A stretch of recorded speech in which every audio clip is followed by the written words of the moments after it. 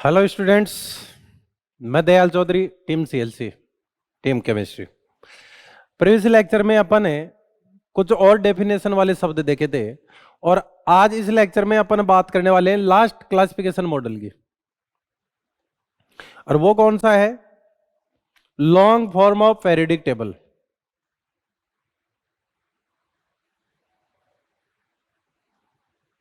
Long form of periodic table.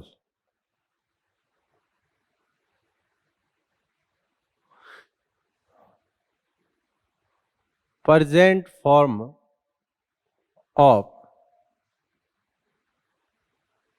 modern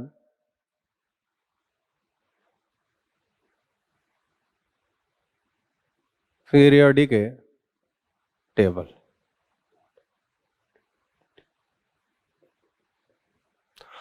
आधुनिक आवर्त सारणी का वर्तमान रूप या modern form of periodic table. Clear? देखो इस चीज को समझो।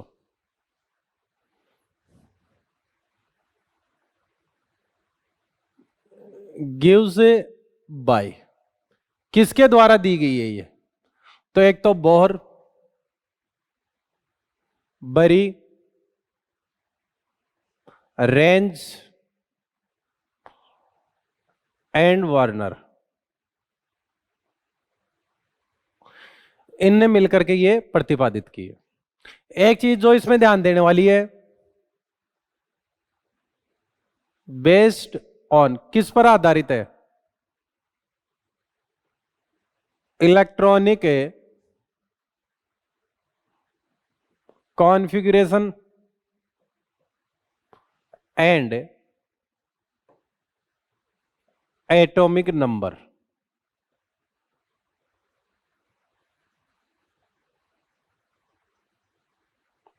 क्लियर?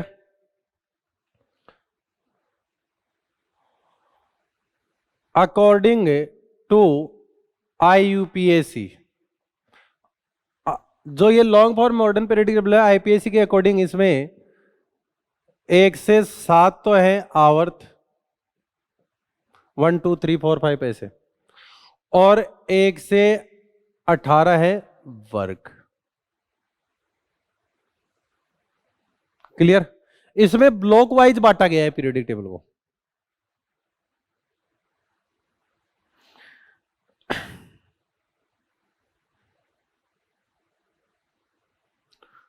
क्लासिफिकेशन देखो इसका, आप ब्लॉक वाइज कैसे बांटा है। सबसे पहले तो इसने रखा है एस ब्लॉक को। एस ब्लॉक कौन से हैं? वे तत्व जिनका लास्ट इलेक्ट्रॉन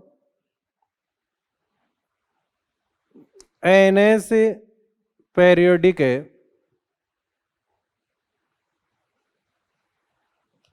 सब सेल में प्रवेश करता है। इसमें वो आएंगे जिनमें लास्ट इलेक्ट्रॉन है वो N-1 पेरियोडिक सब सेल में प्रवेश करेगा। क्लियर? दूसरा, आप इसमें बोल सकते हो सामान्य इलेक्ट्रॉनिक विन्यास। सामान्य इलेक्ट्रॉनिक विन्यास वो होगा NS12। इसमें देखा जाए वर्ग है 2, फर्स्ट एंड सेकंड। आवर्त की बात करें 1 से 7। इसके अलावा अपन बात कर सकते हैं पोजीशन है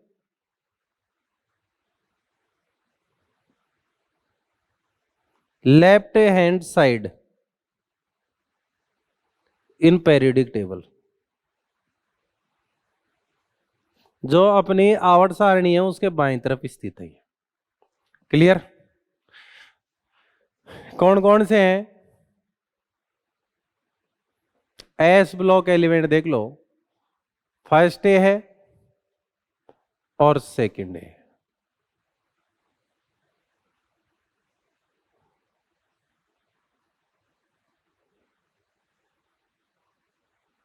1 2 3 4 5,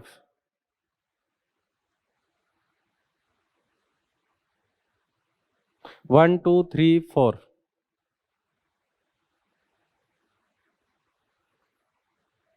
5 6, 1 2 3 4 5 6 और ये 7, ये 7 आवर्त हो गए। क्लियर? तो इसमें देखो आईपीएसी मेथड से देखना है दो, इनका सामान्य इलेक्ट्रॉनिक विन्यास होगा NS1 और इनका होगा NS2। क्लियर? ये है क्षार धातु और ये है क्षार मृदा धातु। N is equals to 1, N is equals to 2, N is equals to 3, N is equals to 4, N is equals to 5, N is equals to 6 और N is equals to 7। कौन कौन है? हाइड्रोजन है, लिथियम है, सोडियम है, potassium है, rubidium है, caesium है और फ्रांसियम है। बेरिलियम है, मैग्नीशियम है, कैल्शियम है, स्ट्रोंशियम है, बेरियम है और रेडियम है। इलेक्ट्रॉनिक विन्यास देखें और परमाणु क्रमांक देखें इनका, तो 1 नंबर पे आता है, ये 3 पे आता है, ये 11 पे आता है, ये 19 पे आता है, ये अपना 37 पे आता है, ये 55 पे आता है और ये 87 पे आता है। ये 2 4 पे आता है, ये 12 पे आता है, ये 20 पे आता है, ये 38 पे आता है, बेरियम 56 पे आता है और ये रेडियम 88 पे आता है। जिसमें से ये लास्ट वाले जो 2 हैं वो रेडियो एक्टिव एलिमेंट है। इनके इलेक्ट्रॉनिक विन्यास की अपन अगर बात करें तो इलेक्ट्रॉनिक विन्यास भी देख लो साथ के साथ है।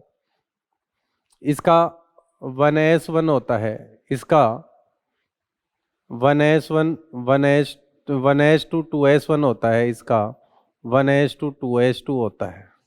इसकी बात करें नियॉन तक तो सेम है, 2 है ये, 3s1 होता है। नियॉन ये आर्गन 4s1 होता है, ये आपका क्रिप्टॉन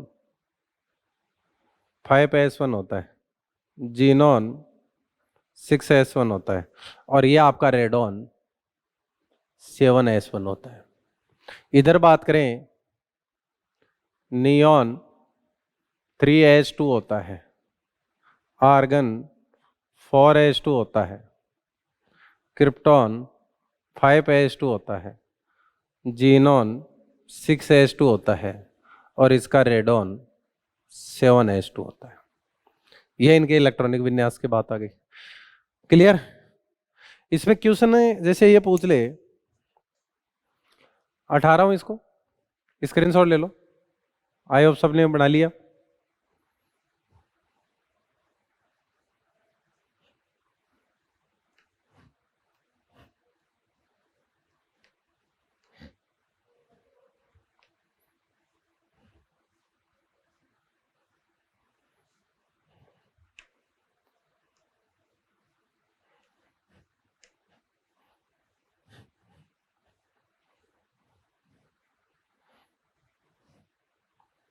फिर देखें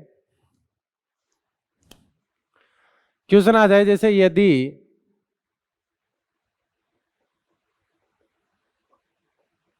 आप रूल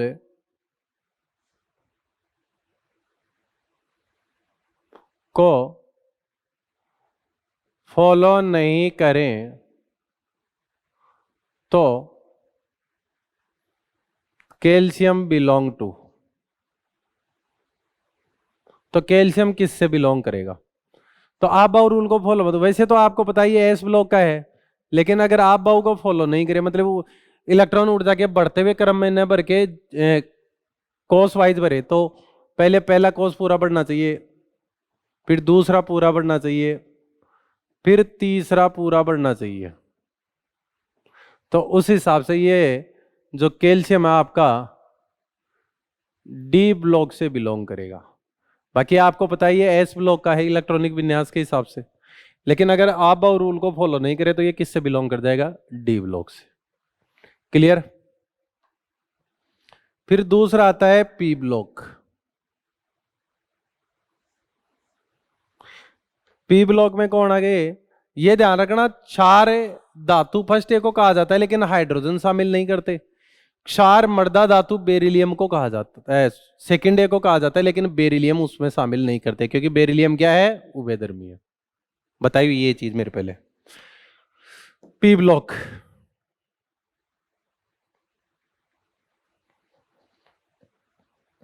वे तत्व जिनका last electron Np periodic subshell में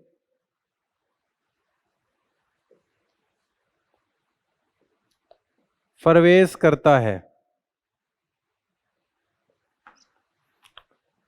पी ब्लॉक तत्व कहलाते हैं।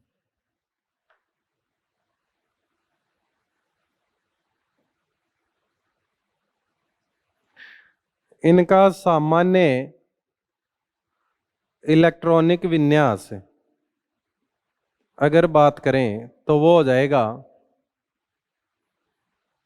NH2Np1 से 6, NH2Np1 से 6।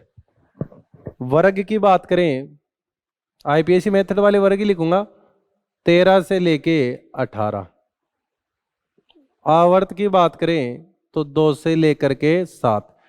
कई जगह 6 लिखा हुआ मिलेगा लेकिन आजकल 7वें आवर्त के एलिमेंट भी आ गए, आईपीएससी ने उनको स्वीकार कर लिया है, हालांकि उनकी प्रॉपर्टी अभी नहीं पढ़ाते हैं अपन। पी ब्लॉक का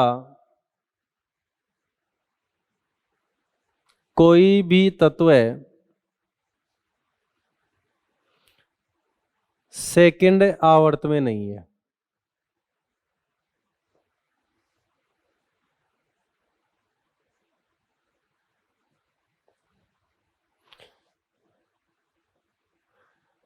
पी ब्लॉक भी ऐसा है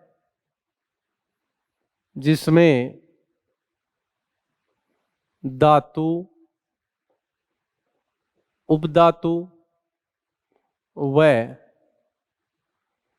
अधातु उपस्थित है।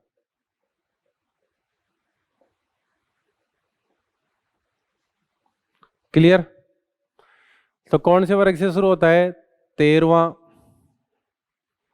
14वां, 15वां, 16वां, 17वां और 18वां।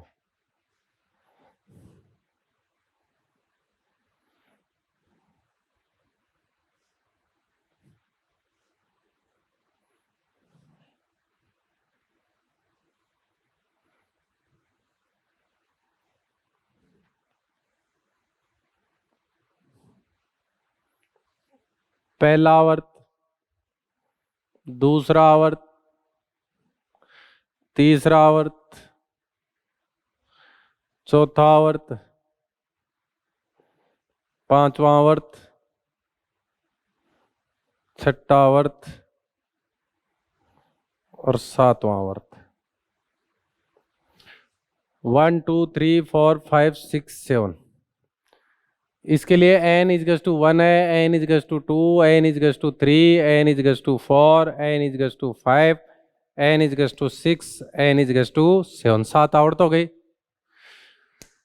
एलिमेंट की बात करें तो इसमें तो कोई है ही नहीं, इसमें बोरॉन आ जाएगा, एल्यूमिनियम आ जाएगा, गैलियम आ जाएगा, इंडेनियम आ जाएगा, थैलियम आ जाएगा। फिर इसके लिए अन्य अन्य ट्रायम आ जाएगा, अन्य अन्य क्वाड आ जाएगा, अन्य अन्य पेंटियम आ जाएगा, अन्य अन्य हेक्सियम आ जाएगा, अन्य अन्य सेप्टियम आ जाएगा, अन्य अन्य ऑक्टियम आ जाएगा। आईपीएससी मेथड से लिख रहा हूँ नीचे वालों के नाम। फिर यहाँ कौन आ जाएगा? कार्बन आ जाएगा, सिलिकॉन आ जाएगा,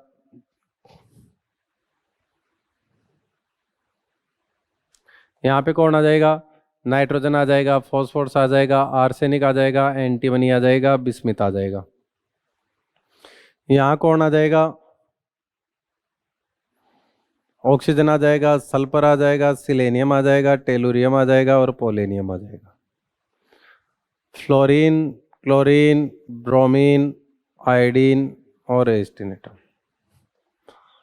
helium, neon, argon, krypton, xenon और आपका कौन आ जाएगा, रेडॉन आ जाएगा। ये हो गए। अब इसमें से देखा जाए मेटेलॉइड है, उनका मैं कलर चेंज कर रहा हूं। सिलिकॉन मेटेलॉइड है, आर्सेनिक मेटेलॉइड है, एंटीमनी मेटेलॉइड है, टेलुरियम मेटेलॉइड है, पोलेनियम मेटेलॉइड है, ये मेटेलॉइड है। क्लियर? ये रेडियो एक्टिव सब्सटेंस है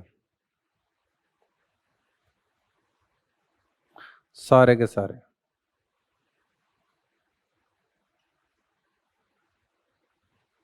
ये रेडियो एक्टिव है। फिर इसके अलावा बात करें मेटल्स के लिए भी एक अलग कलर दे देते हैं ताकि आपको ध्यान में रहे। एल्यूमिनियम आ गया, गैलियम आ गया, इंडेनियम आ गया, थैलियम आ गया,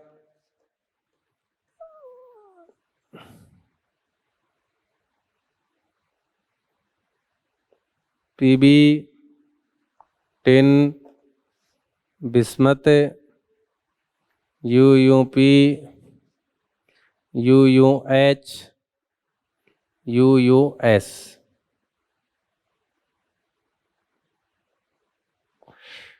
ये देखो जो रेड वाले हैं, ब्लू तो है मेटल्स, जो रेड है वो है मेटेलॉइड्स, और जो आपके ब्लैक से दे रखे हैं वो है नॉन मेटल्स। क्लियर? इलेक्ट्रॉनिक विन्यास सामान्य, तो हमेशा ध्यान रखना इनका सामान्य इलेक्ट्रॉनिक विन्यास NH2NP1 होगा। मैं पहले आवर्त में कोई तत्व तो है नहीं तो इस रूप में काम में ले रहा हूं इसको। इनका NH2NP2 होगा, इनका NH2NP3 होगा, इनका NH2NP4 होगा, इनका NH2NP5 होगा। इसका अकेले का अपवाद है क्या है, 1H2 है, बाकी नीचे वाले का NH2NP6 होगा। ये रखा यहां जाता है, बाकी एस ब्लॉक एलिमेंट है।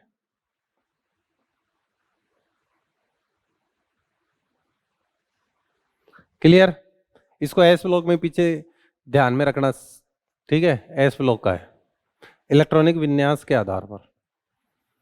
ठीक है, अब इनका इलेक्ट्रॉनिक विन्यास लिखें तो इनके इलेक्ट्रॉनिक विन्यास में सबसे पहले जोड़ दिया जाता है हीलियम, हीलियम तक का सेम।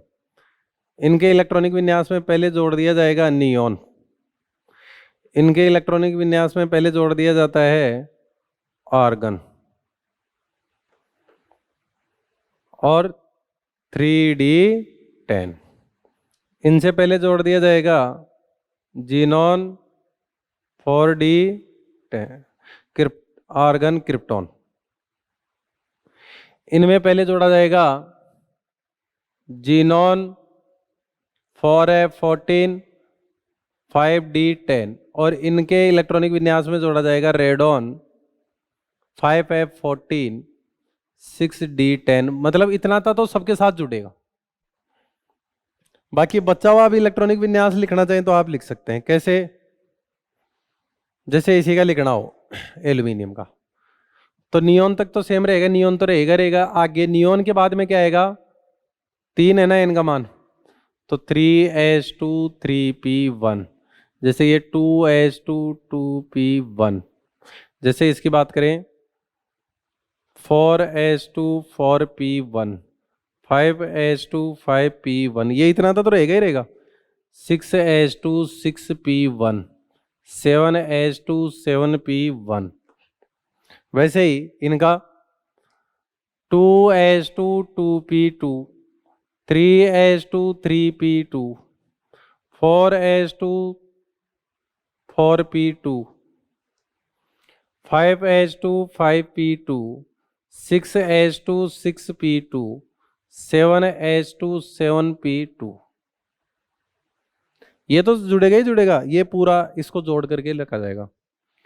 इसका लिखना हो तो 2H2 2P3, 3H2 3P3, 4H2 4P3, 5H2 5P3, 6H2 6P3, 7H2 7P3, 8H2 8P4, sorry कहाँ दिमाग लगा रहा हूँ, 7 7, 6H2 6P4, 5H2 5P4, 4H2 4P4, 3H2 3P4, 2H2 2P4, 2H2 2P5, 3H2 3P5, 4H2 bromine नहीं है, 4H2 4P5, 6H2 6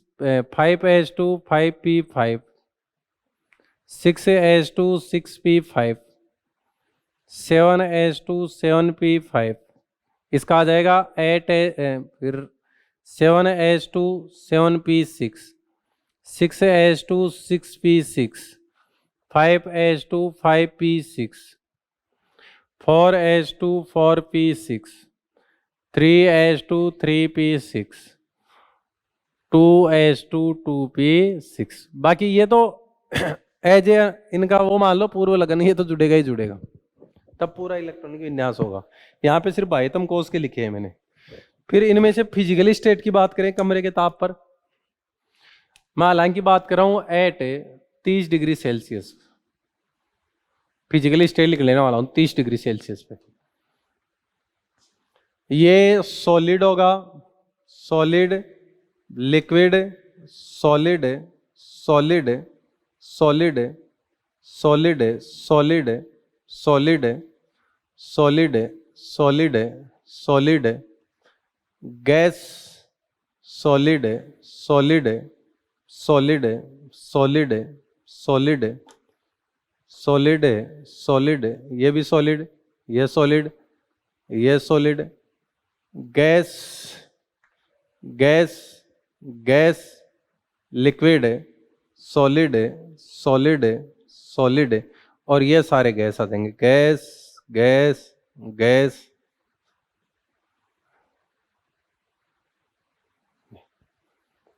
तो ये पूरा इंट्रोडक्शन हो गया इसके बारे में। आई थिंक सबके समझ में आ गया हो गया। अब मैं उठा रहा हूं इसको, स्क्रीनशॉट ले लो इसका।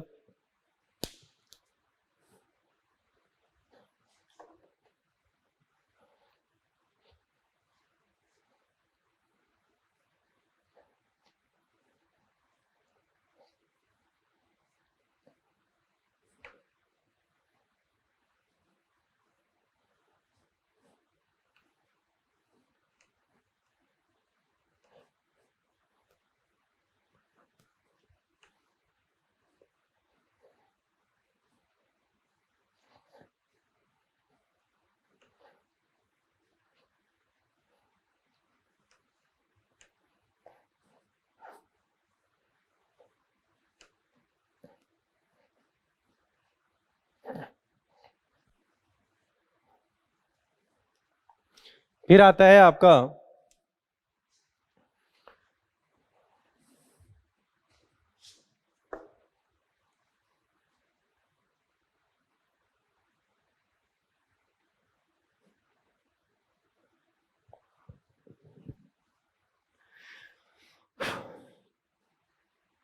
जो 13वां है उसको बोरॉन परिवार कहते हैं।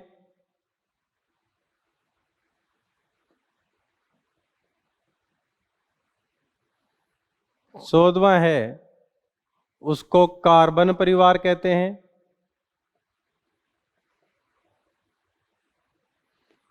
15वां है उसको नाइट्रोजन परिवार, क्योंकि नाइट्रोजन से शुरुआत हो रही है ना इसलिए। क्लियर? इसको निकोजन परिवार भी कहते हैं। कारण क्या है? इस परिवार के सदस्य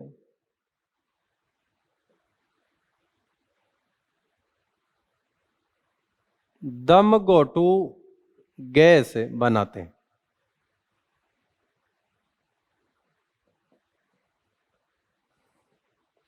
जैसे NH3, PH3, ASH3, ये सारी दम घोटने वाली गैसें हैं। थोड़ी clear? NH3, PH3, ASH3, SbH3, समझ ना ये आगे। इस वजह से इनको क्या कहा गया है? नाइट्रोजन परिवार को निकोजन परिवार कहा गया। फिर जो 16वां है उसको ऑक्सीजन परिवार कहते हैं, या इसको चालकोजन परिवार भी कहा जाता है। कारण क्या है? इस परिवार के सदस्य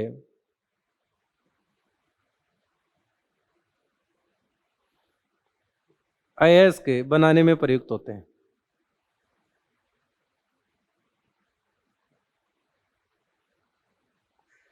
एग्जाम्पल ले लें, जैसे एल्यूमिना। एल्यूमिना एक अयस्क है, Al2O3।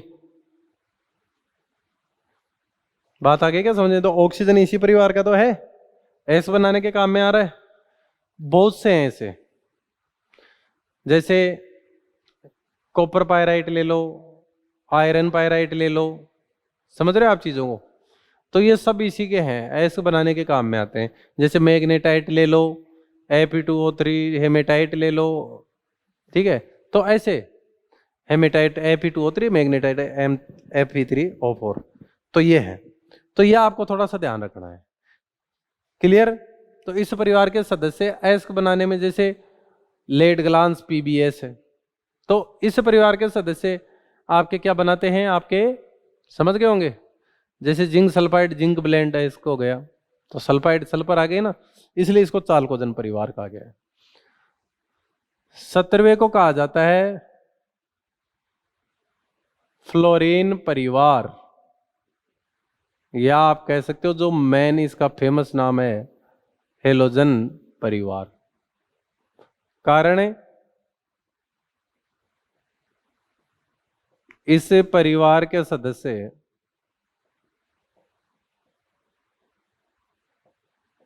लवण बनाते हैं, जैसे सोडियम क्लोराइड हो गया, पोटेशियम क्लोराइड हो गया,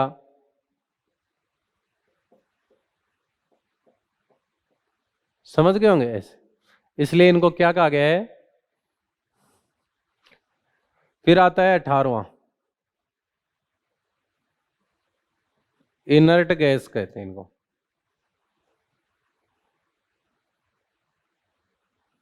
वेरी लेस रिएक्टिव, रीजन क्या है? बहुत कम क्रियाशील है। और दूसरा रीजन क्या है? अल्टीमेट सेल, बोले तो NSNP, कंप्लीटली फिल्ड, ये पूरी तरह से भरे हुए हैं इस वजह से। फिर आगे लें अपन,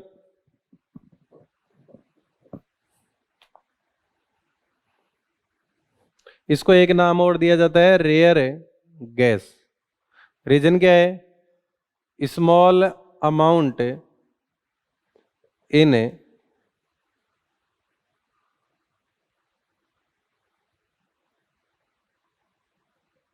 एयर, एरोजन भी बोलते हैं। रीजन क्या है? टू प्रोड्यूस एयर, एयर बनाने के काम में आते हैं। एक नाम और दिया जाता है नोबल गैस। रीजन क्या है? स्वतंत्र रूप पे बोले तो एलिमेंटल फॉर्म,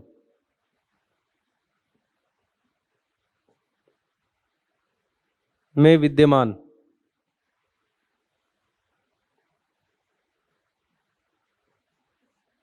स्वतंत्र रूप से विद्यमान है, किसी के साथ संयुक्त अवस्था में नहीं होती, इसलिए इनको नोबल गैसेज भी कहा गया है।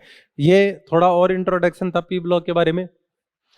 फिर आता है आपका तीसरा, पोजीशन की बात लें, पी ब्लॉक पोजीशन,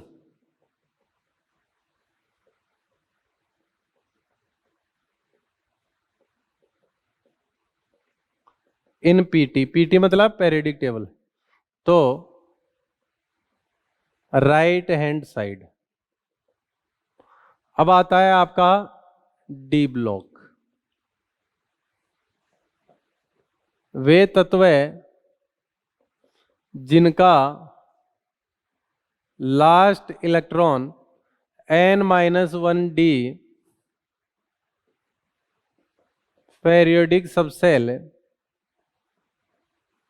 में प्रवेश करता है, डी ब्लॉक तत्व कहलाते हैं। कौन कौन से हैं वो देखो। इसके लिए वर्ग, पहले सामान्य इलेक्ट्रॉनिक विन्यास देख लो। सामान्य इलेक्ट्रॉनिक विन्यास, तो वो क्या आ जाएगा, n-2f14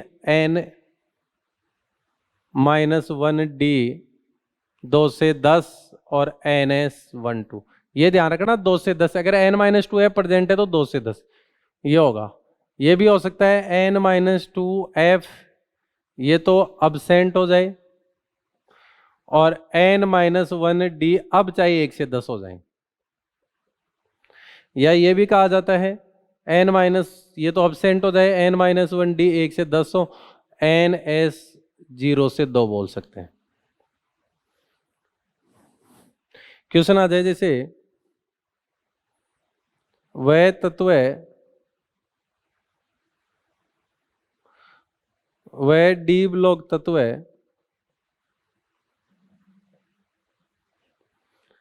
जिसके एस में 5s में 0 इलेक्ट्रॉन है। पहला कह रहा है पैलेडियम, दूसरा कह रहा है प्लेटिनम, तीसरा कह रहा है कॉपर, चौथा कह रहा है निकल। तो आपका कौन आएगा इसमें, पैलेडियम। कैसे आएगा, इसका इलेक्ट्रॉनिक विन्यास देख लो आप।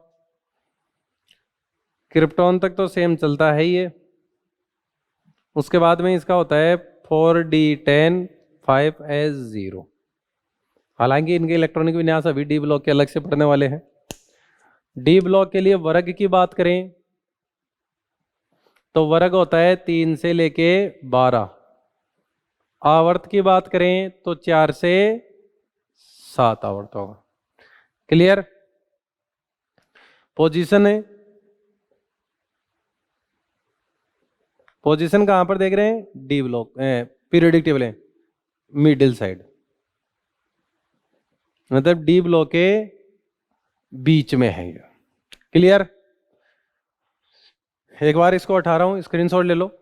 आई होप सबने ले लिया होगा।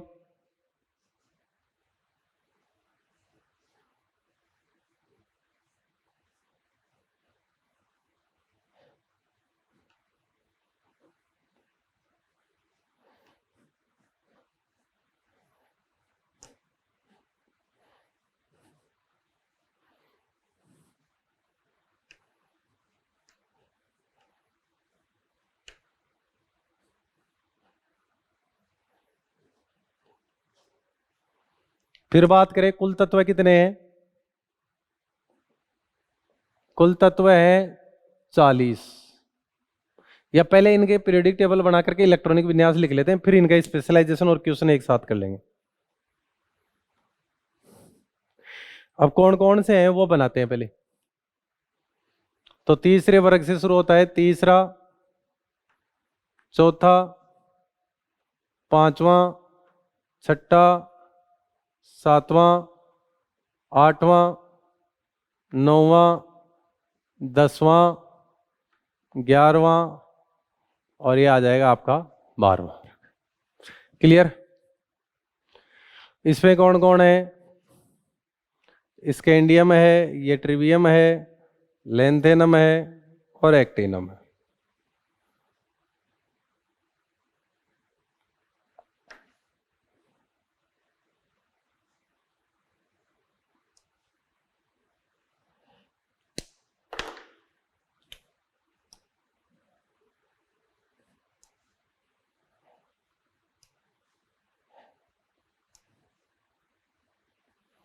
इनको first second beat third beat ये कैसे क्या बोलते हैं ये लिखवा चुका हूं मैं ऑलरेडी।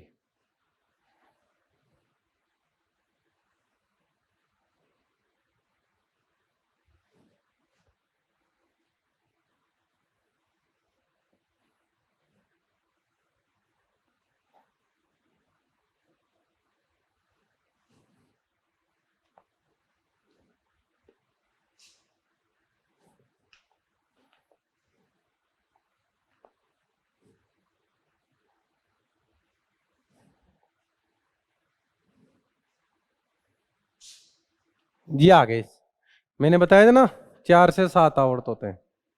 इसके लिए n बराबर 4 है, इसके लिए n बराबर 5 है, इसके लिए n बराबर 6 है और इसके लिए n बराबर 7 है। ये 3D श्रेणी है, ये 4D श्रेणी है, ये 5D श्रेणी है, ये 6D श्रेणी है। क्लियर? कौन से की बात कर रहा हूं? ये नीचे वाली। क्लियर? इसकी बात कर रहा हूं, ये 3D श्रेणी। अब बात करते हैं इनके इलेक्ट्रॉनिक विन्यास। इलेक्ट्रॉनिक विन्यास से पहले इनके एलिमेंट लिख लेते हैं सारे। इसके इंडियम से वैनेडियम,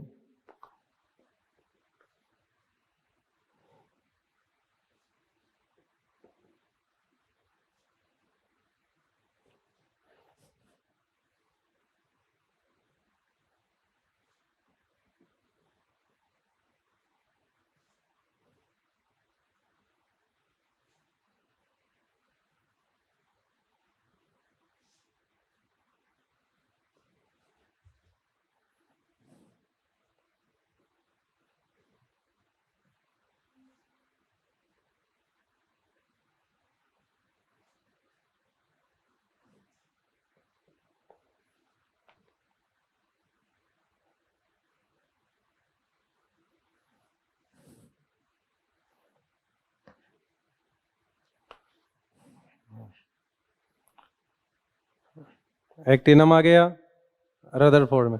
अब इनकी प्रॉपर्टी अगर अपन पढ़ते तो नहीं है, लेकिन एक बार इन सबको अपन लिख लेते हैं।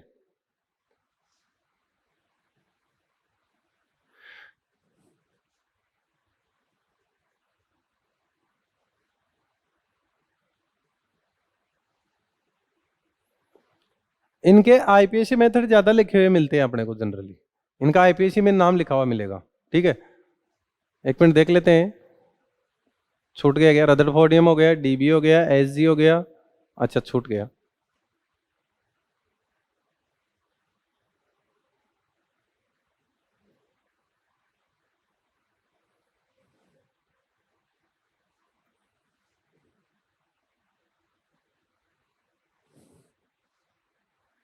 ये हो गए अपने। क्लियर? एटॉमिक नंबर देख लें इनका।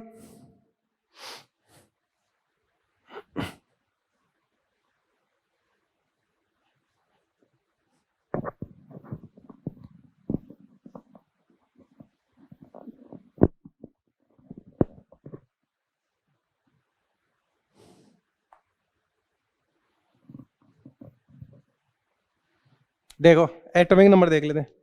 ये कितने नंबर पे आता है? 21।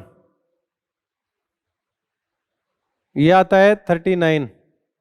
ये आता है 71, सॉरी 57। और ये आता है 89।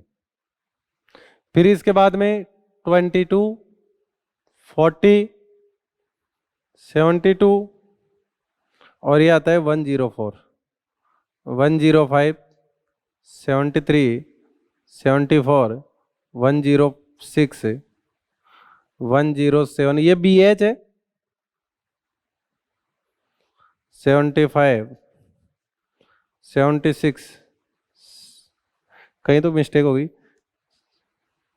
72, 73, 74, 75, 76, 77, 78, 79, 80, 112, 111, 10, 9, 8, 48, 47, 46, 45, 44, 43, 42, 41, 23, 24, 25, 26, 27, 28, 29 और 30। इसमें से देखा जाए रेडियो एक्टिव एलिमेंट है ये। फिर ये आगे वाले सारे रेडियो, जिनके स्टार लगा दिया वो रेडियो एक्टिव एलिमेंट है, और आर्टिफिशियल भी हैं ये सारे, जिनके स्टार लगा दिया, ये याद रखो। क्लियर? अब जब इनका इलेक्ट्रॉनिक विन्यास लिखा जाता है तो देखना, इन सबके इलेक्ट्रॉनिक विन्यास से पहले जोड़ा जाएगा आर्गन, इन सबसे पहले जोड़ा जाएगा क्रिप्टॉन। अब इस एक का अलग से होगा, इस एक का अलग से होगा, क्योंकि ये आप-बाव नियम का अपवाद है। बाकी इन आगे वालों के लिए लिख रहा हूं, आगे वाले के लिए होगा जीनॉन 4F14 सबके साथ जुड़ेगा। फिर इसका एक अलग होगा, आप-बाव नियम का अपवाद है ये। बाकी आगे सबके लिए सेम होगा, वो होगा रेडॉन 5F14। क्लियर? अब इनका इलेक्ट्रॉनिक विन्यास देख लेते हैं। इसका होगा 3D1 4S2 3D2 4S2 3D3 4S2, इसका अपवाद है 3D5 4S1, क्योंकि अर्धपूरित और पूर्ण पूरित कक्षकों का स्थायित्व ज्यादा होता है। अपवाद के लिए ब्लू स्टार लगा रहा हूं। फिर ये 3D5 4S2 3D6 4S2 3D7 4S2 3D8 4S2, और ये फिर से अपवाद आ गया 3D10 4S1 और ये 3D10 4S2। क्लियर? इनका इलेक्ट्रॉनिक विन्यास लिखें तो क्रिप्टॉन तो सबके साथ रहेगा ही, इसका रहेगा 4D1 5S2 4D2 5S2, फिर ये अपवाद आ जाएगा 4D4 5S1, ये भी अपवाद 4D5 5S1, ये नहीं है 4D5 5S2, फिर ये 4D7 5S1 4D8 5S1, और ये तो बहुत बड़ा अपवाद है, बताया था ना आपको, 0 इलेक्ट्रॉन हो जाता है, यहां हो जाता है 4D10 5S0 4D10 5S1, ये भी अपवाद है अभी, और ये फिर रेगुलर हो गया 4D10 5S2। क्लियर? फिर इसके अलावा इनका देखें तो इसे एक का अलग बताया था, इसका जीनोन ऐसे उनमें भी जुड़ेगा, लेकिन इसे एक अलग से लिख रहे हैं तो पूरा लिखना पड़ेगा। जीनोन 4F0 5D1 6S2, ये रहेगा इसका। 4F में 0 इलेक्ट्रॉन रहेंगे। वैसे ही इसके अंदर देखा जाए रेडॉन 5F में 0 6D1 7S2, बाकी आगे वालों में ये इतना था तो सेम रहेगा। फिर 5D2 6S2 5D3 6S2 5D4 6S2 5D5 6S2 5D6 6S2 5D7 6S2 5D8 की जगह 9 6S1 अपवाद है, ये भी अपवाद है। 5D10 6S1 5D10 6S2। नीचे वालों का इलेक्ट्रॉनिक विन्यास पूछता तो नहीं है, फिर भी लिख देता हूं 6D2 7S2 6D2 7S3 7S2 6D4 7S2 6D5 7S2 6D6 7S2 6D7 7S2 6D8 7S2 6D10 7S2 6D10 7S2, ये 1। अपवाद है। ब्लू स्टार है वो इलेक्ट्रॉनिक विन्यास में अपवाद है। रेड स्टार वाले रेडियो एक्टिव एलिमेंट और आर्टिफिशियल। क्लियर। अब इसमें जो एक चीज और ध्यान देने वाली है वो ये लेंथेनम व एसी का इलेक्ट्रॉनिक विन्यास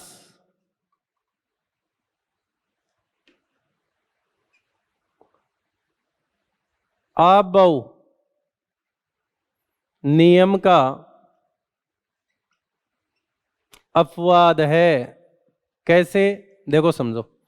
लेंथेनम इसका क्या होता है जीनोन 4F05D16S2। देखो इसमें 0 इलेक्ट्रॉन है, जबकि इसके लिए N+L देखा जाए तो 4+3 है और इसका 5+2 है, तो 7 आ रहा है। तो उस हिसाब से ऊर्जा कम किसकी है, इसकी कम है, तो ये पहले पर आना चाहिए। 4F की ऊर्जा कम है फिर भी इलेक्ट्रॉन पहले किस में जा रहा है, डी में जा रहा है, और यही एक्टिनम के साथ है। इसका क्या होता है रेडॉन 5F0 है, 6D1 है और 7S2 है। तो यहां पे भी देखो अबव नियम का अपवाद कैसे हुआ, 5+2 और 6+1, ये भी 7 है और ये भी 7 है, तो जिसका एन कम उसकी ऊर्जा कम, पहले ये भरा जाना चाहिए था, तो इसमें इलेक्ट्रॉन गया ही नहीं, उससे पहले 6D में एंटर हो गया। तो ये अबव नियम के अपवाद हैं कौन, लेंथेनम और एक्टिनम। साथ में ये देखना है ये बीच में 14 एलिमेंट यहां से भी गायब है यहां से भी गायब, वो ए ब्लॉक के एलिमेंट है। वो किसके हैं, आपके ए ब्लॉक के एलिमेंट है। आई होप ये सबके समझ में आ गया होगा और सबने स्क्रीनशॉट ले लो इस चीज का, काफी इंपॉर्टेंट चीज है। फिर आगे और देखते हैं डी के बारे में थोड़ा।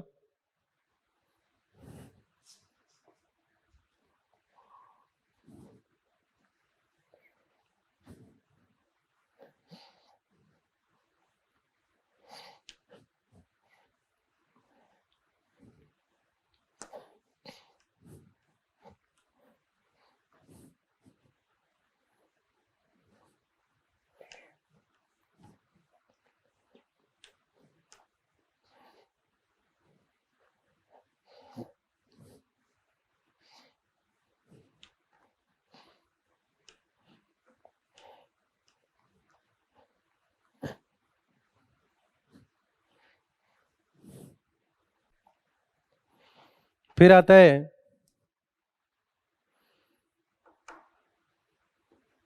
कुल तत्व कितने हैं डी के, 40। ऑल मेटल्स सारे मेटल है, 38 सॉलिड है, 2 लिक्विड है, कौन से, एक तो CN और एक Hg। ये तो 80 नंबर पे आता है और ये 112 पे आता है। क्लियर।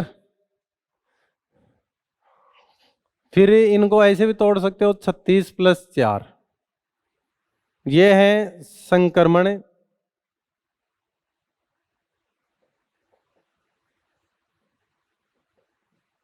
और ये है असंक्रमण धातु। संक्रमण धातु के लिए वर्ग की बात करें 3 से 11, इसके लिए वर्ग देखें सिर्फ 12वां।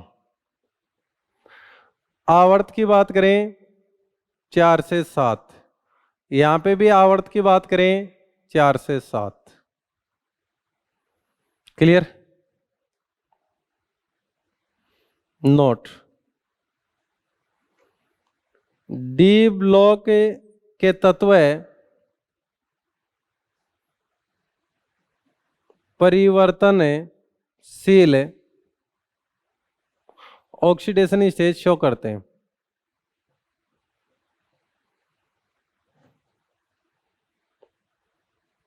किंतु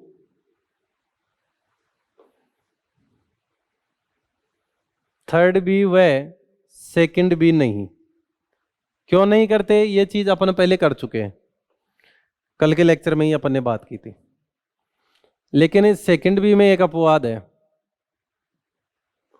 Hg परिवर्तनशील ऑक्सीडेशन स्टेज शो करता है। ये मर्क्यूरिक भी बनाता है और मर्क्यूरस भी बनाता है। क्लियर? बाकी ये ध्यान रखा जाए, ओनली +2 शो। कारण है, 2 इलेक्ट्रॉन निकालते ही छद्म क्रिया गैस विन्यास ग्रहण कर लेते हैं। और ये only +3 oxidation stage show. Clear? एक क्वेश्चन आ सकता है, निम्न में से कौन सा पेयर प्रतिचुंबकीय डाई मैग्नेटिक है? पूरे के पूरे युग्म की बात कर रहे हैं। तो कॉपर +2, Fe+2, Fe+3, क्रोमियम+2, क्रोमियम+3, Hg2+2 और Hg+2। तो ये आएगा। इसमें कैसे आएगा, इस चीज को समझो। कॉपर प्लस का इलेक्ट्रॉनिक विन्यास क्या होता है? Argon 3d10 4s0।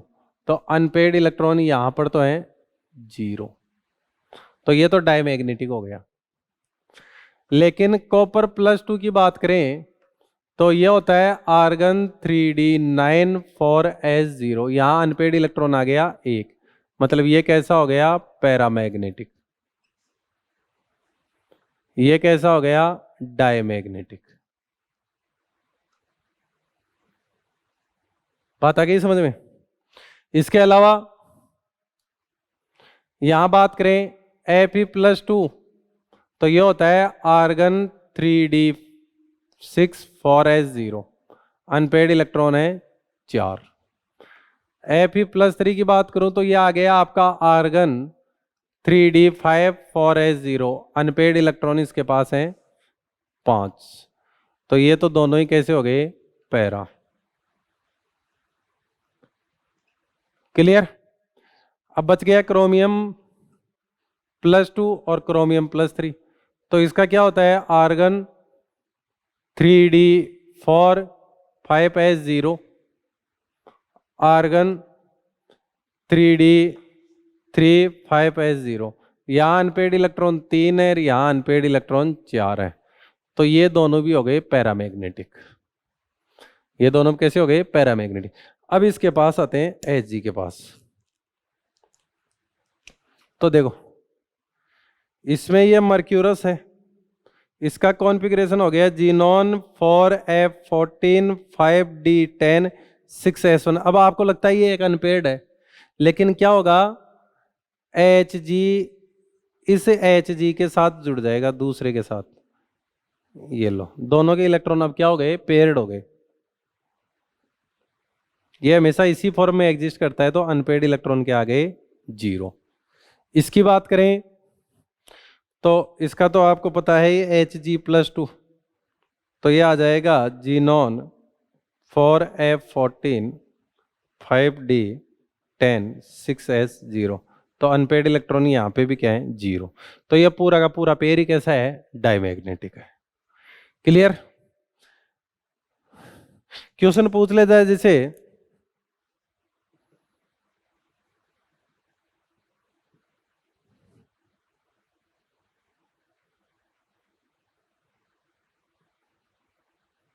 मर्क्यूरस से विद्यमान रहता है,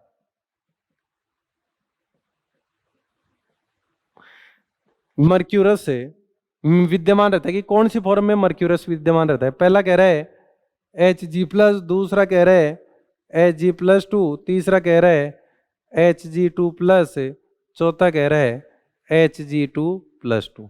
तो आपको पता है ये मर्क्यूरस है, ऐसे विद्यमान रहता है। क्लियर? स्क्रीनशॉट ले लो, इसको उठा रहा हूं। आई होप सबने ले लिया होगा।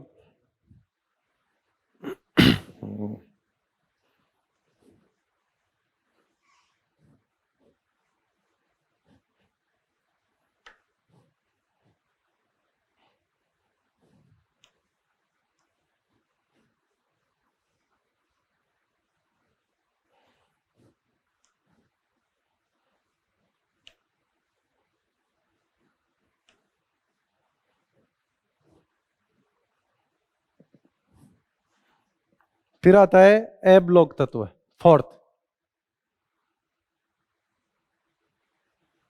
ए block, last electron enter in n-2f periodic subshell. Last electron है वो n-2f पीरियोडिक सबसेल में एंटर करेगा। सामान्य इलेक्ट्रॉनिक विन्यास, सामान्य इलेक्ट्रॉनिक विन्यास n-2f 1 से 14, n-1d में 0 या 1 और ns2। याद रखना यदि n-2f प्रेजेंट है वह n-1d में 0 या 1 इलेक्ट्रॉन है तो वह तत्व हमेशा ए ब्लॉक का माना जाएगा।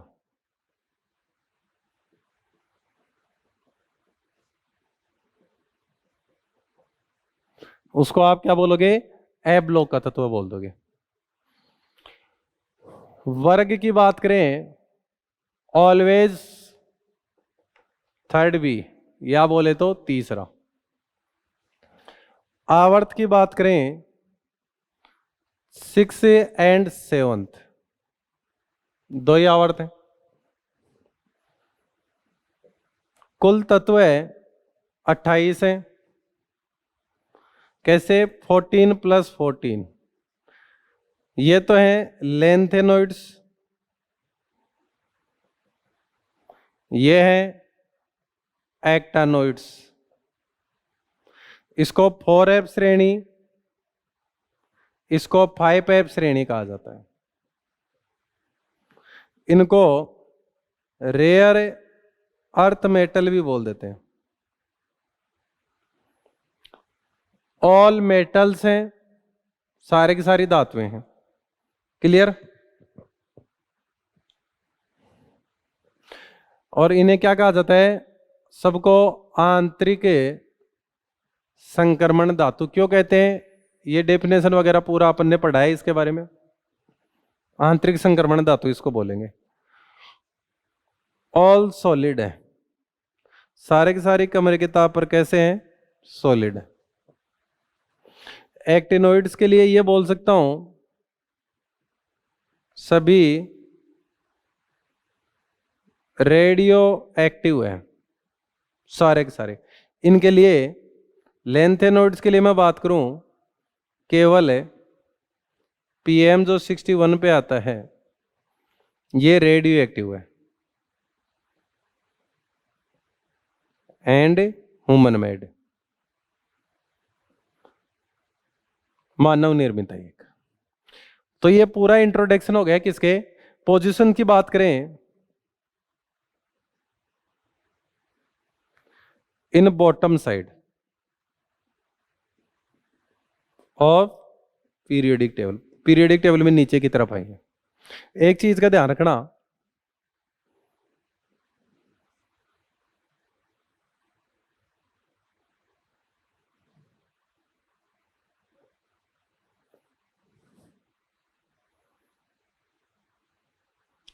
लेंथेनोइड्स की सामान्य ऑक्सीडेशन स्टेज +3 है, किंतु F0, F7 व F14 स्थायी विन्यास के कारण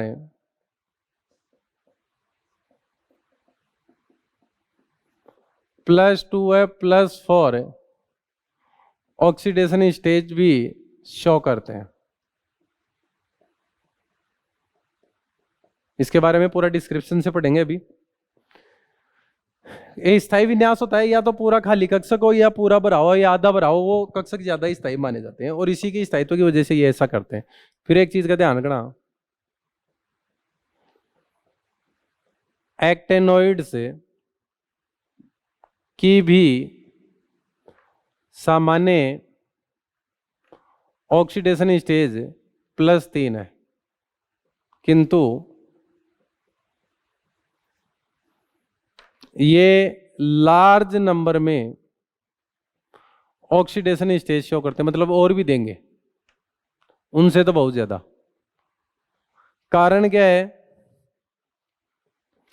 5F6D व 7S की ऊर्जा लगभग समान है, मतलब इनकी ऊर्जा लगभग समान है, तो बंध बनाने में ये सारे ही भाग लेंगे, इसके इलेक्ट्रॉन भी लेंगे, इसके भी लेंगे और इसके भी लेंगे, इसलिए लार्ज नंबर में ऑक्सीडेशन स्टेज शो करते हैं। या यूं कह सकते हैं कि इनके बीच ऊर्जा अंतर कम है, या एक तरीके से यूं कह सकते हैं कि 5F 4F की तरह ज्यादा बरीड नहीं है। 3 लैंग्वेज हो सकती हैं इसकी, एक ही बात है तीनों। तो आई होप ये समझ में आ गया होगा। अब अपन लैंथेनोइड्स की ऑक्सीडेशन स्टेज के बारे में समझने की कोशिश करते हैं। एक बार इसका स्क्रीनशॉट ले लो। आई होप सबने ले लिया होगा 18।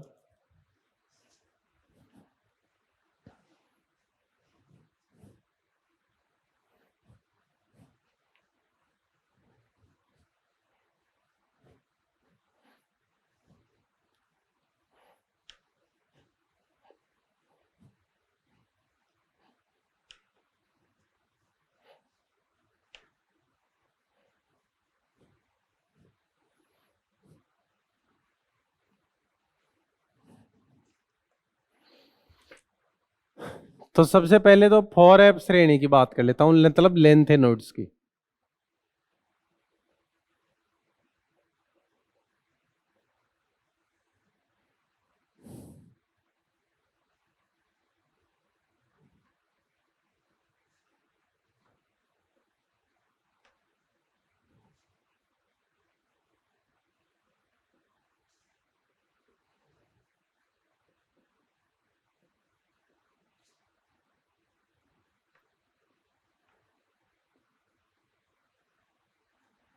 इनके लिए बात करें,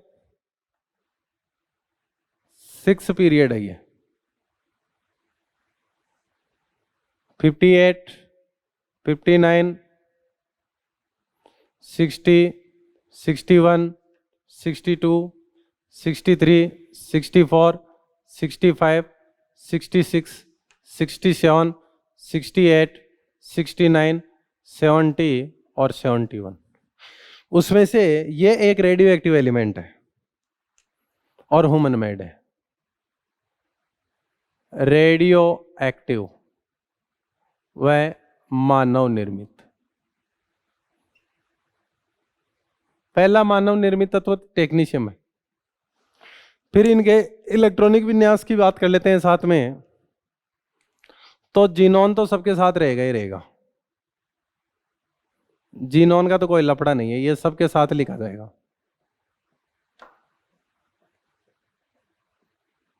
राइट। फिर उसके बाद में 4F, 5D और 6S।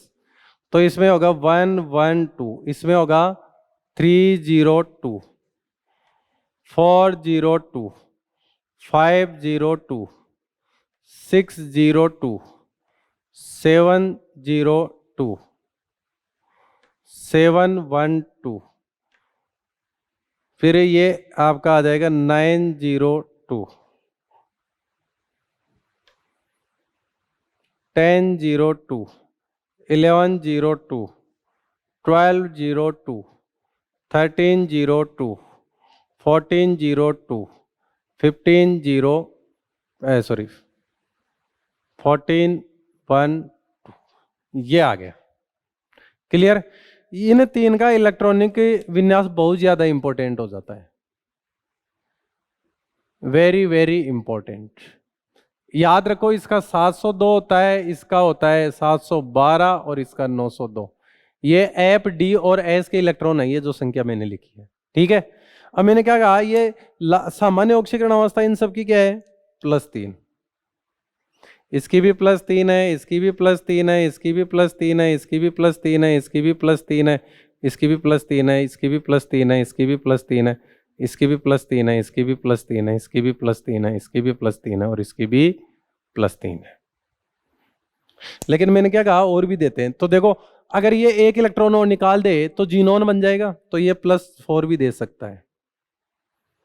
वैसे ही यहां पे आओ, अगर ये 2 ही निकालता है तो +7 रहता, जो कि स्टेबल कॉन्स्पिरेशन है, तो +2 ही दे सकता है। ये एक और निकाल दे यहां से 3 के बाद में, तो 7 बच जाएंगे, जो कि स्थायी विन्यास है, तो ये +4 भी दे सकता है। यहां आ जाओ, ये 2 ही निकाले तो 14 थे, ये +2 भी दे सकता है। तो ऐसे ये कुछ अलग ऑक्सीकरण अवस्थाएं दे सकते हैं कि नहीं दे सकते। तो अगर ये +4 दे दिया इसने, यहाँ पे ये भी देखो +2, हाँ दे दिया ना। अब यहां से देखो, अब जाना तो इसको फाइनली इसमें है ना, तो इसमें जाने के लिए इसको इलेक्ट्रॉन गेन करना पड़ेगा। इसका रिडक्शन हुआ मतलब ये ऑक्सीडाइजिंग एजेंट है।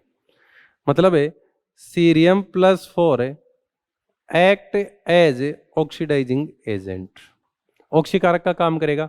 यहां आओ, +2 दे देता है स्थायी विन्यास की वजह से, लेकिन जाना तो इसको इसमें है, तो इलेक्ट्रॉन निकालना पड़ेगा। और अगर इलेक्ट्रॉन निकाल रहा है तो इसका क्या हुआ है, खुद का ऑक्सीडेशन, तो ये क्या हो गया है, रिड्यूसिंग एजेंट।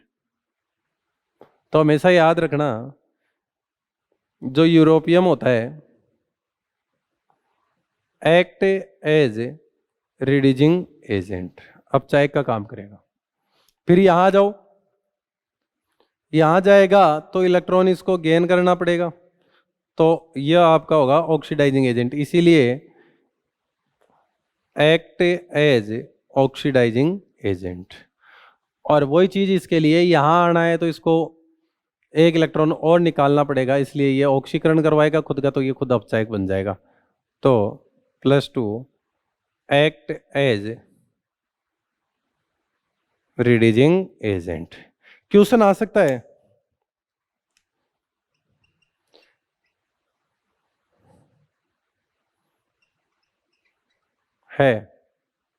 पहला कह रहा है ऑक्सीडाइजिंग एजेंट, दूसरा कह रहा है रंगहीन, तीसरा कह रहा है प्रतिचुंबकीय, चौथा कह रहा है ऑल ऑफ दिस। तो यहां से देखो इस चीज को, ये +4 में हो गया, +4 का मतलब सब गए, जीनोन बन गया, तो एक भी अनपेड इलेक्ट्रॉन नहीं है इसके पास, एक भी अनपेड इलेक्ट्रॉन नहीं है, तो ये प्रतिचुंबकीय हो गया, रंगीन हो गया। दूसरा ऑक्सीकारक ये है ही, क्योंकि +4 में आता है तो ऑक्सीकारक आता है, इसको +3 में जाना है, तो ये सारे ही इसके लिए सही है। बात आई कि नहीं यही समझ में। ये बात है किसकी, लेंथेनोइड्स की। अब अपन इलेक्ट्रॉनिक विन्यास की बात करते हैं एक्टिनोइड्स का। स्क्रीनशॉट ले लिया होगा आई होप सबने।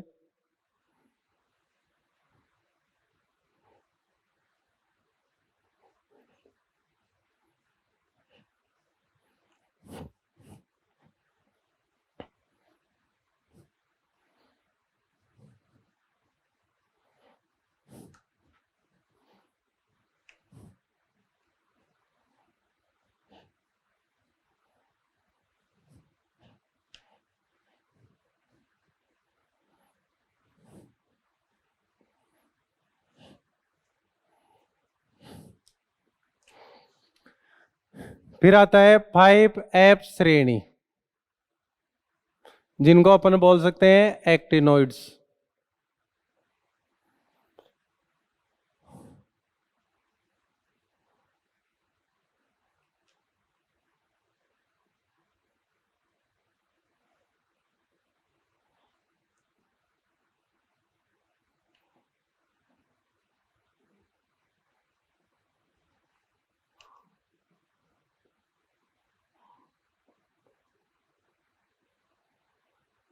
लॉरेंशियम तक, इनके लिए देखें 90 से शुरू होता है, 90, 91, 92, 93, 94, 95, 96, 97, 98, 99, 100, 101, 102 और 103।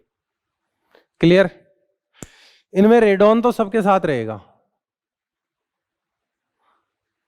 फिर 5f में कितना इलेक्ट्रॉन है, 6d में कितना है, 7s में, 7s हमेशा, ये रेडॉन सबके साथ रहेगा।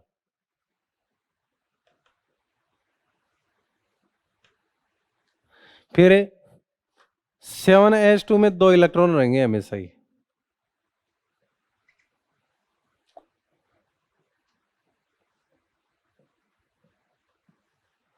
खेल होगा अब इनमें, तो यहां पर 0 इलेक्ट्रॉन है, ये 2 है। फिर ये एफ ब्लॉक का क्यों है, क्योंकि जब थोरियम +3 में होता है ना, तो ये होता है रेडॉन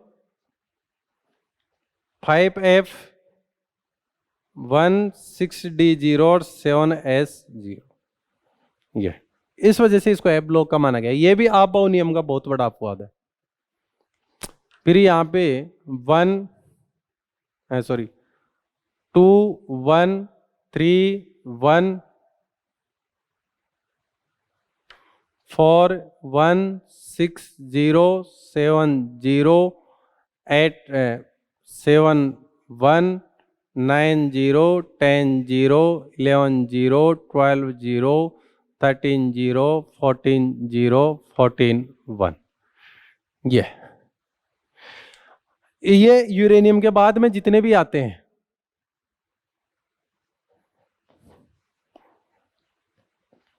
ट्रांस यूरेनिक बोलते हैं इनको, all radio active, all natural, artificial,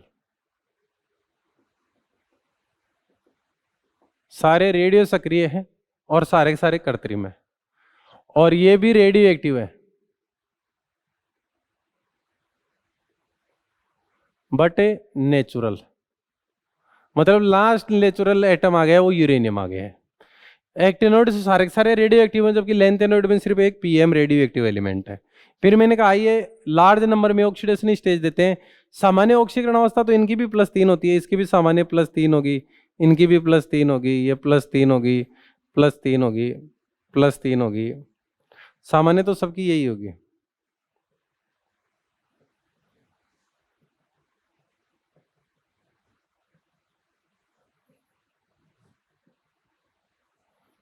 लेकिन ये ध्यान रखना, ये लार्ज नंबर में देते हैं, ये और भी देंगे, +4 भी देगा, जैसे ये +4 +5 देगा, जैसे ये +4 +5 +6 देगा, ये +4 +5 +6 +7 देगा, +4 +5 +6 +7 देगा, +4 +5 +6 प्लस ये, फिर कम 4 तो ये देंगे ही देंगे। तो लार्ज नंबर में ऑक्सीडेशन स्टेज दे रहे हैं कि नहीं दे रहे? ये तो मैक्सिमम ये 2 हैं जो +7 देते हैं इसमें, ये +7 तक देता है और ये +7 तक देता है। ये 2 और हैं जो +6 देते हैं। ये काफी इंपॉर्टेंट चीज है इनकी। +2 भी देंगे उसके अनुसार ही, जैसे +2 यहाँ पे कौन दे सकता है, ये दे सकता है +2 भी, और कौन दे सकता है, ये दे सकता है +2, तो +2 भी देंगे। बात आई। तो रीजन मैंने बता दिया ये लार्ज नंबर में क्यों देते हैं, इनका इलेक्ट्रॉनिक विन्यास आपके सामने है। तो ये थी बात किसकी, एफ ब्लॉक की। अब अपने पिछले में आपको होमवर्क दिया था कल, लेक्चर नंबर 5 के लिए, उन क्वेश्चनों का डिस्कशन अभी अपन देख लेते हैं। इसका स्क्रीनशॉट ले लो एक बार, आई होप सबने ले लिया होगा। हाँ तो स्टूडेंट्स, ये आज आपका असाइनमेंट रहेगा, ये आपको सॉल्व करना है। इससे पहले वाले लेक्चर का जो असाइनमेंट था उसका अपन अभी डिस्कशन कर लेते हैं। एक बार इसका स्क्रीनशॉट ले लो, आई होप सबने ले लिया होगा।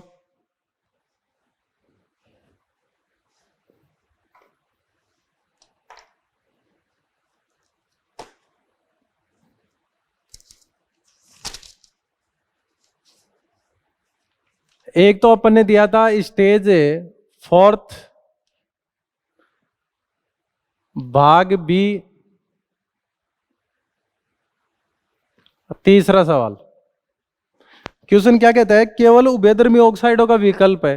तो देखो इसमें पहला आंसर और दूसरा दोनों ही सही है, क्योंकि क्रोमियम ऑक्साइड भी एम्फोटेरिक है, बेरिलियम ऑक्साइड एम्फोटेरिक है, टिन के ऑक्साइड, मैंने क्या कहा था, जो उभयधर्मी धातु है उनके ऑक्साइड भी उभयधर्मी होते हैं, तो beryllium, zinc, aluminium, tin, lead, इनके ऑक्साइड उभयधर्मी होंगे। इसके अलावा Cr2O3 उभयधर्मी है। इसके अलावा बात करें V2O5 उभयधर्मी है, ये आपको ध्यान रखना। और डी ब्लॉक वाले लगभग एलिमेंट्स जो +4 में आते हैं वो उभयधर्मी होते हैं। तो पहला दूसरा आंसर है इसमें। एक आपको क्वेश्चन मिला था स्टेज 3 का भाग ई से, क्वेश्चन नंबर 74। तो ये कह रहा है कि निम्न में उभयधर्मी ऑक्साइडों की संख्या बताइए। तो एक तो जिंक हाइड्रोक्साइड उभयधर्मी है, एल्यूमिनियम हाइड्रोक्साइड उभयधर्मी है, क्रोमियम हाइड्रोक्साइड उभयधर्मी है, लेड हाइड्रोक्साइड उभयधर्मी है, ये उभयधर्मी है। ये जब +3 में आता है तो उभयधर्मी होता है। इसके अलावा ये उभयधर्मी धातु हैं जिनके ऑक्साइड भी उभयधर्मी होते हैं, हाइड्रोक्साइड भी, हाइड्रेटेड फॉर्म भी। तो ऐसे ये टोटल हो गए 5। फिर आता है भाग डी से,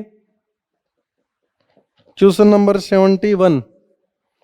मिलान करना है। तो पहला तो पूछ रहा है P, basic oxide. Basic oxide कौन है? मैग्नीशियम ऑक्साइड, से ही मैच हो जाएगा। फिर है क्यू, एम्पोटेरिक ऑक्साइड, तो एल्यूमिनियम ऑक्साइड एम्पोटेरिक है, ये बी से मैच हो जाएगा। आर, न्यूट्रल ऑक्साइड बिल्कुल, N2O, CO, NO, ये न्यूट्रल होते हैं। और D, S, acidic oxide, SiO2 acidic oxide है। तो A, B, C, D ये क्रम से ही मैच हो गए। इसके अलावा आपको क्वेश्चन दिया था भाग डी से ही है, क्वेश्चन नंबर 62। संक्रमण त्रिक बताना है P। तो ट्रांजिशन त्रिक कौन सा है? आयरन, कोबाल्ट और निकल, बी आंसर आ जाएगा। विकर्ण संबंध बताने हैं। विकर्ण संबंध बेरिलियम का एल्यूमिनियम से, लिथियम का मैग्नीशियम से, सी सही है। आर में देखें उपधातु बतानी है, तो सिलिकॉन और गैलियम आपकी उपधातु हैं, जर्मेनियम सॉरी। और एस आपका पूछे प्रतिनिधि तत्व है, तो देखो ए भी सारे प्रतिनिधि तत्व, एस और पी वाले अक्रिय गैसों को छोड़ के प्रतिनिधि तत्व ही तो होते हैं ना। अरे एस और पी ब्लॉक के जितने भी तत्व हैं प्रतिनिधि तत्व हैं, सिर्फ इनर्ट गैसें छोड़नी है आपको। तो ए आ जाएगा इसका आंसर। और कौन है? सी भी आ जाएगा और डी भी आ जाएगा। एक दिया था क्वेश्चन नंबर 63, तो वही संक्रमण तत्व बताने हैं। तो संक्रमण तत्व कौन से हो गए? B, RU, RH, PD। क्यों? द्रव तत्व कौन है? मरकरी और ब्रोमीन। वाष्पशील धातु कौन है? निकल, कैडमियम, जिंक और Hg लिखवाई थी ये भी। फिर आपको पूछा गया है प्रारूपी तत्व है, तो सोडियम और एल्यूमिनियम ये प्रारूपी तत्व है। ये इसका आंसर हो गया। और भी क्वेश्चन दिए थे क्या?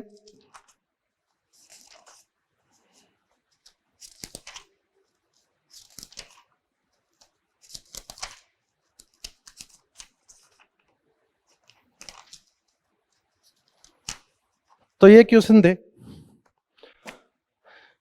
अब आगे की बात अपन करेंगे नेक्स्ट लेक्चर में। तब तक के लिए ओके, थैंक यू।